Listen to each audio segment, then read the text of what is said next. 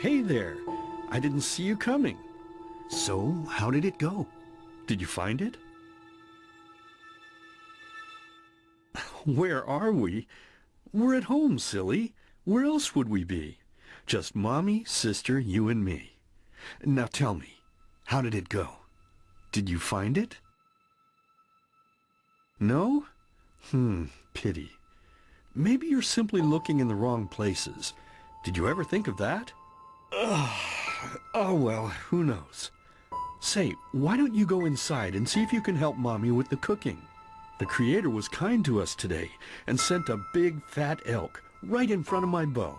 All right?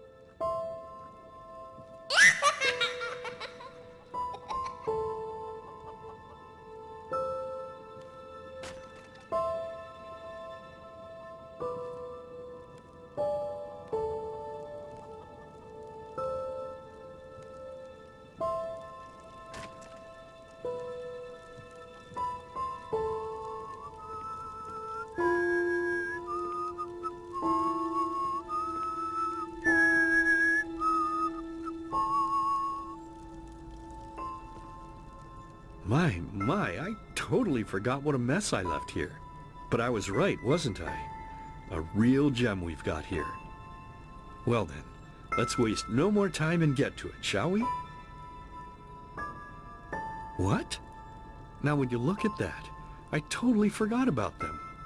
They're dead, don't you remember? You murdered them back then, both of them. But hey, no use crying over spilled milk, right? At least this means there's more meat for the two of us.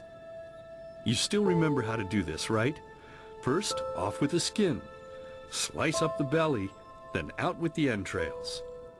I'll look for a nice sharp knife in the meantime, to cut off the head. I don't think either of us wants to eat that, do we?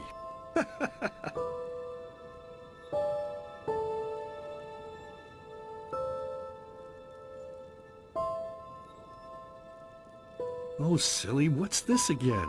We both know that's a lie. You did it. I remember it all. First, you set this horrible fire to your sister's crib. She screamed and screamed, and Mommy heard it, but when she finally got there, nothing was left of her but burnt flesh. And, oh gosh, do we really need to go through this again? You know how sad it makes me when you do this. You killed them, period. No matter how often you tell me you didn't, it changes nothing. You hear me? Nothing. Now please, let's start cooking. I'm so bloody damn hungry.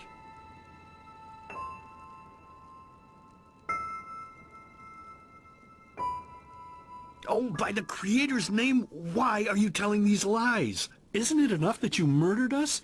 Do you really have to bother me over and over with your stupid, pathetic, and pointless whining? You know, sometimes I wish the Creator would have made me just a little less merciful. Just a little less pious. Because then I would have realized that you were tainted by sin long before any of this had ever happened. And instead of raising you, feeding you, and loving you like a father does, I would have put you in the horse trough right after you were born. Yes, I should have killed you. I should have just killed you. Just like you killed us. And now, you think you're safe because we're all under the earth, don't you? Well, listen up, my child. You are wrong. And do you know why? Because the dead don't forget. Do you hear me? The dead don't forget. Now enough of this useless chatter. I'm bloody starving. Bring me the meat, you spoiled brat! Bring it to me! Bring me a nice crisp piece of meat! Bring me a nice crisp piece of meat! Bring me a nice crisp piece of meat! Bring me a nice crisp piece of meat! Bring me a nice crisp piece of meat!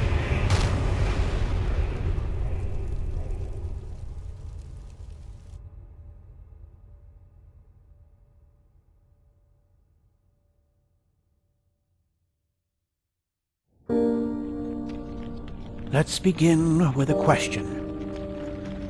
It might sound simple to you at first, but I pray you to think about it. What distinguishes a free man from a slave? For now, however, let us start this story where another one ended 3 years ago, with the death of the Lightborn. For 4,000 years they had reigned over this world, 7 arcanists who, through their magic, had acquired eternal life. In a time of chaos, they gave mankind what they thought it needed most, to be ruled over with an ironclad, fair hand. Within just 1 century, they united the shattered lands, and a single century later, their human origin was forgotten. They became gods, or Lightborn, as they let themselves be worshipped as. Yet the longer they reigned, the louder the voices grew that accused them of tyranny, the loudest being that of Naranzul Aranthiel. And he succeeded in achieving what was once thought impossible. He gathered an army, overturned the Lightborn, and gave back freedom to mankind. However, the price for this was high, because where there are gaps of power, fights erupt. As such, this world grew into what it is today, shattered, riven, and broken into pieces.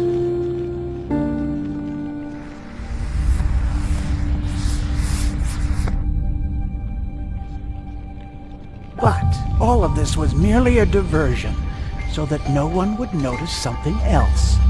The death of the Lightborn had set something into motion, a clockwork, having long stood still.